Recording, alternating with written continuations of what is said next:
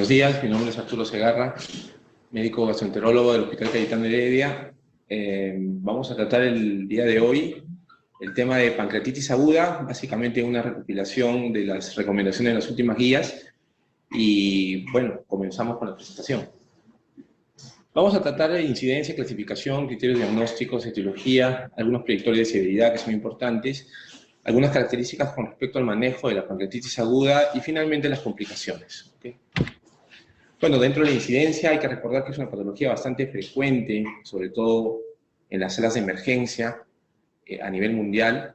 ¿Okay? Tiene una incidencia de, como vemos ahí, alrededor de 5 a 74 casos por 100.000 habitantes. En nuestro medio los estudios no son tan concluyentes, sin embargo nos hablan de 28 casos por 100.000 habitantes, algunas estadísticas hablan de 30 casos por 100.000 habitantes, acá les estoy poniendo unos datos en Sudamérica, de Brasil, 16 aproximadamente por 100.000 habitantes, ¿no? Cuando nos enfrentamos a la pancreatitis aguda, hay 3 parámetros a tener en cuenta para el diagnóstico. Y el principal es el dolor abdominal. Es por eso que viene la mayoría de pacientes, es un dolor abdominal intenso, lancinante, en epigastrio y con irradiación en banda. Es un dolor que generalmente puede ir acompañado de náuseas, vómitos, de intensidad entre 8 a 10 sobre 10, según refieren los pacientes, que es el primer criterio diagnóstico y de repente por lo que más acuden los pacientes a emergencia. A esto le podemos ayudar para el diagnóstico con la amilasa y la lipasa, que son exámenes de sangre que nos podrían definir también el diagnóstico de pancreatitis. Una amilasa y una lipasa 3 veces por encima del valor normal, eso es algo conocido. Y finalmente, en casos dudosos, podemos ayudarnos con estudio de imágenes, tanto resonancia como tomografía. 2 de estos criterios nos hacen el diagnóstico de pancreatitis aguda. Cuando nos enfrentamos a la pancreatitis aguda, hay que tener en cuenta que la mayoría de pacientes, un 80%, son pancreatitis leves. Cuando hablamos de pancreatitis leves, no nos referimos a la intensidad del dolor, sino básicamente a la evolución. Son pacientes que evolucionan favorablemente, son pacientes que tienen una recuperación rápida, estamos hablando en menos de una semana. Pero hay un problema, el 20 a 30%, según estadísticas, pueden hacer pancreatitis severa, y estas son las que muchas veces requieren unidad de cuidados intensivos, muchas veces requieren tratamientos especializados, y muchas veces son pacientes que tienen una mayor mortalidad.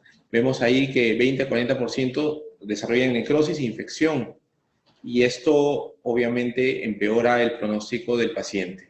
Entonces nos vamos a dar cuenta que las pancreatitis severas son realmente el gran problema para la atención en los hospitales, ¿no? Y muchas veces requieren drenajes endoscópicos, percutáneos y quirúrgicos, ¿okay?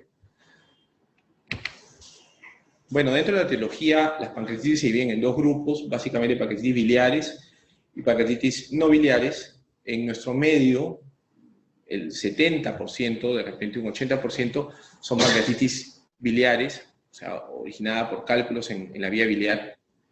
Y el restante, un 30, 20, 30%, son de etiología no biliar. Si nosotros nos ceñimos a las estadísticas norteamericanas, ellos hablan mucho de pancreatitis alcohólica. Nosotros no tenemos tal cantidad de pacientes con pancreatitis alcohólica. Sin embargo, podemos mencionar dentro de las etiologías no biliares las metabólicas como hipertrigliceridemia, hipercalcemia, el consumo de fármacos, acetoprina, están descritas, algunos diuréticos, inmunomoduladores, estudios de pancreatitis hereditaria, autoinmune, tumores pancreáticos que pueden desarrollar también cuadros de pancreatitis y alteraciones anatómicas que son mucho menos frecuentes como el páncreas divisum, ¿no? En el año 2012 se presenta y se publica en 2013 el consenso de Atlanta, donde comienzan a hacer algunos cambios en la clasificación de la pancreatitis. Ya se habla de una pancreatitis leve, moderada y severa. ¿Y en base a qué? A la falla de algunos órganos que conlleva o que se origina secundariamente al cuadro de pancreatitis. Una pancreatitis severa, voy a comenzar con la pancreatitis severa, está hablando de que hay falla de un órgano más de 48 horas. Si nos vamos a la leve, en la leve, que es la mayoría, recordemos el 80%, no presenta complicaciones, no hay complicaciones locales ni hay falla de un órgano, que son la mayoría. En las moderadas hay una falla de órgano transitoria, estamos hablando menos de 48 horas. O sea, un paciente puede tener una dificultad respiratoria, se resuelve en 48 horas o menos y estamos hablando de una pancreatitis moderada. Si esta falla de orgánica o insuficiencia respiratoria o compromiso renal se prolonga más de 48 horas, estamos hablando de una pancreatitis severa.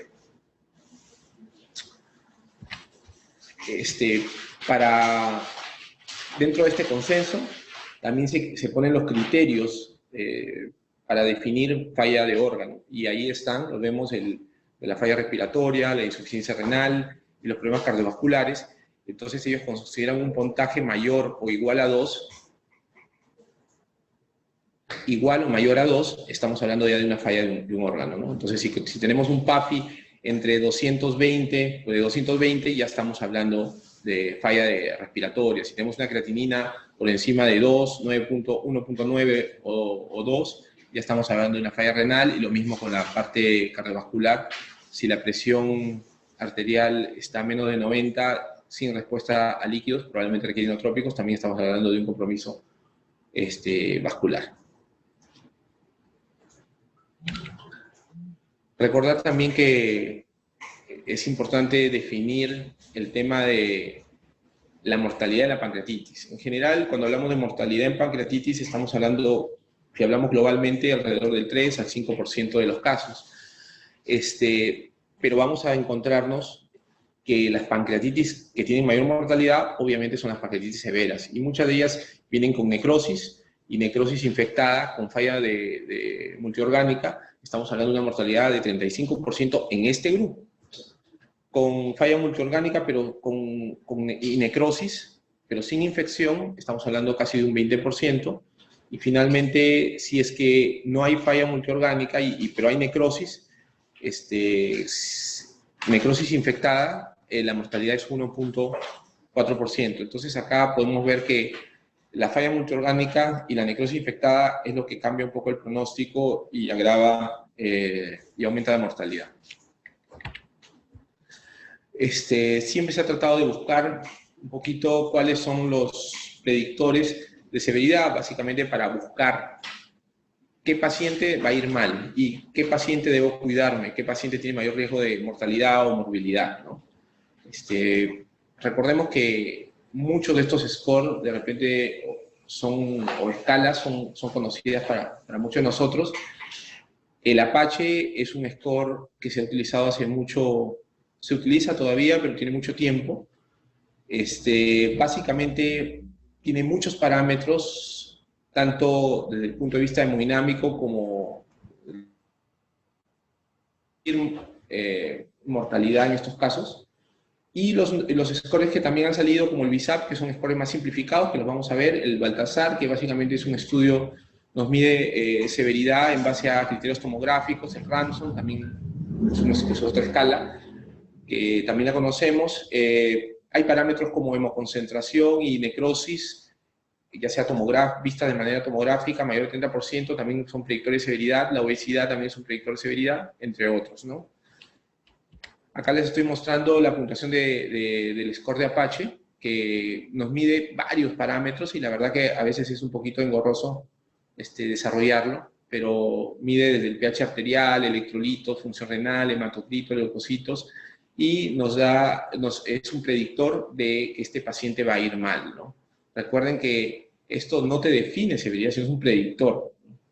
Y otra de las escalas, tenemos acá la escala de VISA, que son acrónimos de diferentes parámetros, entre ellos, por ejemplo, la urea, la edad, la respuesta inflamatoria sistémica, que vemos acá todos los parámetros, que incluye temperatura, frecuencia cardíaca, frecuencia respiratoria y leucocitosis, el estado mental con el que llega el paciente y la efusión pleural. Entonces, todos estos parámetros sumados, mayor a 2, nos indican que este paciente pues, tiene un riesgo de severidad y el que debemos tener el mayor cuidado.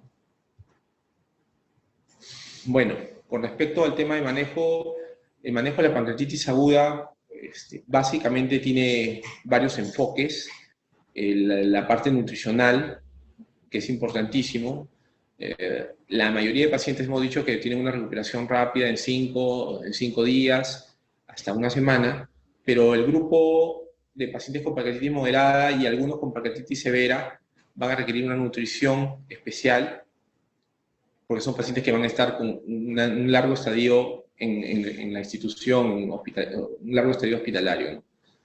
La hidratación, que vamos a recordar que es el pilar, uno de los pilares para el tema del manejo.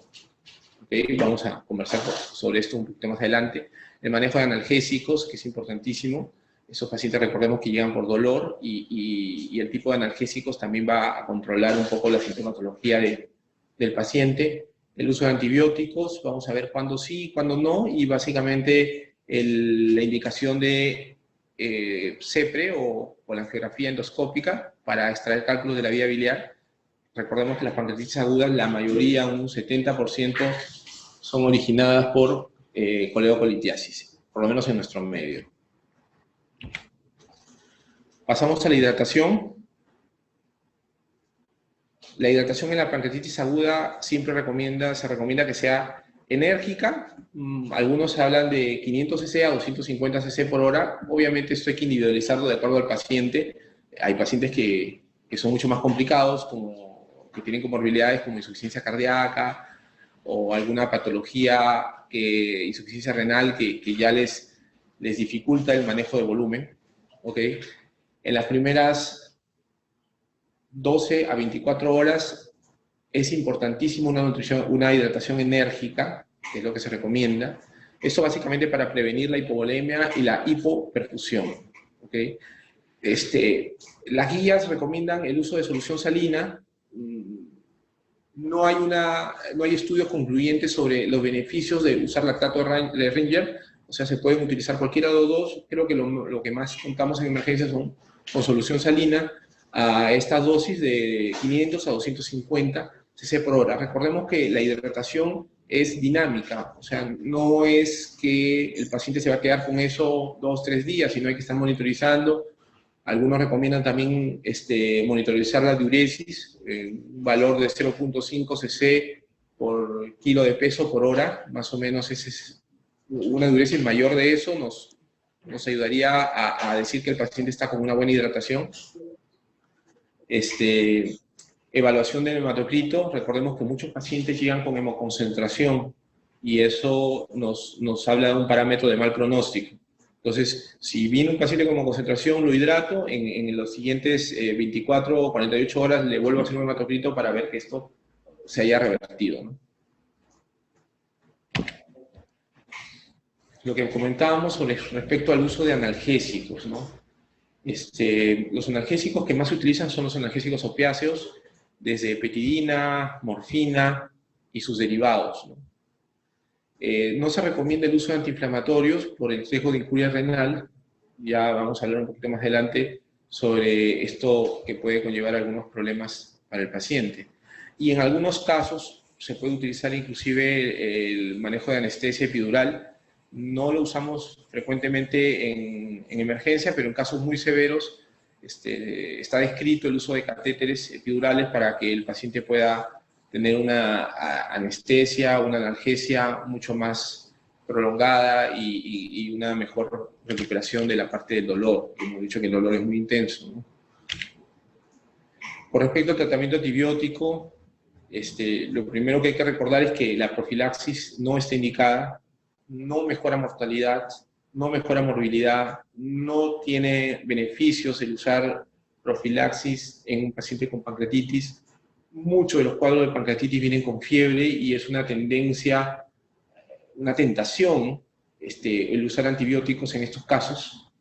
Finalmente no se recomienda. Recordemos que parte de la respuesta inflamatoria sistémica de la pancreatitis puede incluir fiebre sin necesidad de tener un proceso infeccioso, lo mismo que la leucocitosis. Ojo, las infecciones en la pancreatitis se pueden presentar generalmente después de la segunda semana o en la segunda semana, ¿no?, de evolución. Sí se debe utilizar antibióticos en pacientes con necrosis infectada, eso lo podemos utilizar. y determinar si la necrosis está infectada o no, básicamente una punción con aguja fina o medir procalcitonina, que son herramientas que podemos utilizar para, en base a eso, sostener el uso de antibióticos, ¿no? En estos casos. En los casos del uso de antibióticos se describe el imipenem o el carbapenem. Los carbapenem, el meropenem podemos utilizar para controlar este tipo de infecciones. Antibióticos de amplio espectro. Con respecto a la nutrición, cada vez se le está dando más importancia al tema de la nutrición y a la pancreatitis como parte del tratamiento de la pancreatitis.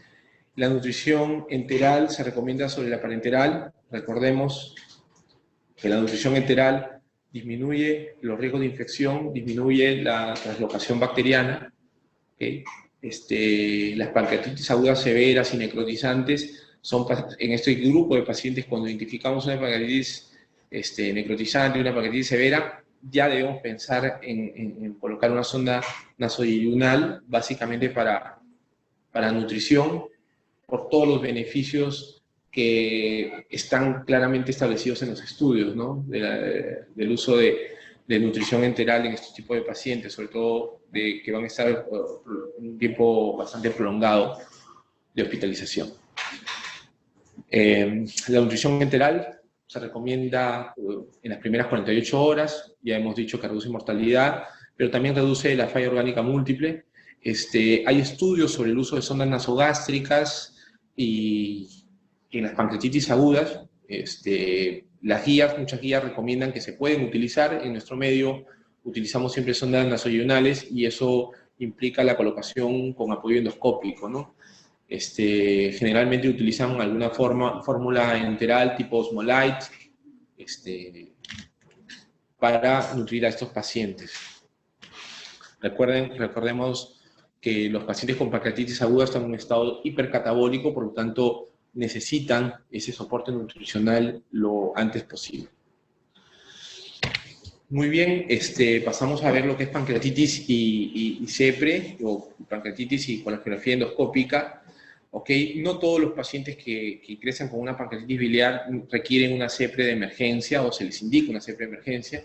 Básicamente los criterios son la persistencia o aumento del patrón colestásico. Ese paciente que viene con pancreatitis y lo vemos que está cada vez más ictérico, eso es un parámetro para tener en cuenta. La evolución desfavorable de la pancreatitis, un paciente que vemos que no está yendo bien y que está aumentando el patrón colestásico, entonces en esos pacientes se recomienda un drenaje por vía endoscópica en las primeras 24 horas. Obviamente, en cuadros de colangitis o sospecha muy fuerte de colangitis aguda asociada a una pancreatitis, también tenemos que definir o plantear la posibilidad de CEPRE para drenar esa vía biliar. Bueno, finalmente vamos a hablar sobre las complicaciones. Las complicaciones de la pancreatitis aguda se desarrollan, como hemos dicho, en las pancreatitis severas generalmente. Primero lo que podemos encontrar son la colección peripancreática fluida que se ve en los primeros días de una pancreatitis severa. Vemos primero colecciones alrededor del páncreas. ¿Okay? Estas colecciones, después de 4 semanas, se pueden encapsular. Recordemos que es una pseudocápsula, como vemos acá en la imagen. Esto es lo que se conoce como un pseudoquiste pancreático, ¿no? Y estos pseudoquistes sabemos que se pueden resolver espontáneamente o a veces requieren algún tipo de drenaje. Y hemos dicho que este drenaje puede ser quirúrgico, que se utiliza cada vez menos, pero se puede hacer drenajes endoscópicos actualmente, que los estamos haciendo acá en el hospital, y los drenajes percutáneos que también estamos haciendo acá en el hospital, ¿no? Otro tipo de complicaciones en las pancreatitis severas son las colecciones necróticas. Pueden haber colecciones ya no solamente con líquidos, sino con tejido necrótico. Esto se puede identificar generalmente en la segunda semana de la pancreatitis. Recordemos que los estudios tomográficos con contraste se puede definir las áreas de necrosis porque no captan contraste y se ve una imagen heterogénea, ¿ok? Y la famosa necrosis encapsulada, que esas son las siglas en inglés, que nos ayudan, que las podemos identificar en esta gráfica, ¿no? Una necrosis encapsulada. Básicamente, el tejido o el parénquima pancreático ha sido reemplazado por tejido necrótico. Este tipo de tejidos tienen una alta chance de infección, y hemos dicho que infección de las necrosis sí requiere antibióticos y sí requiere realizar algún tipo de drenaje, inclusive algún tipo de tratamiento como necrosectomía, ¿no? Las colecciones necróticas agudas, si es que hay infección, podemos utilizar también el tratamiento antibiótico. Acá, como no está, vamos a decir, encapsulada, a veces el tratamiento es un poco más expectante, ¿no? Recordemos que también existen otro tipo de complicaciones como los síndromes compartimentales, que quiere decir que en las pancreatitis severas hay un aumento importante de la presión intraabdominal que conlleva a falla multiorgánica, y en estos pacientes pues el cirujano entra para hacer algún tipo poner un tipo de laparostoma para poder disminuir esa presión intraabdominal, ¿no? Entonces también es un tratamiento que se puede realizar en pacientes con presión intraabdominal. Estamos hablando de pacientes críticos, en unidad de cuidados intensivos. Otro tipo de complicaciones son las pancreatitis hemorrágicas, que ya son un poco más raras, son las que en algún momento aprendimos con los signos de Cullen y de Turner, que se pueden presentar, son mucho más raras, pero también conllevan una alta mortalidad. No sé si, bueno, con esto podemos dar concluida la presentación.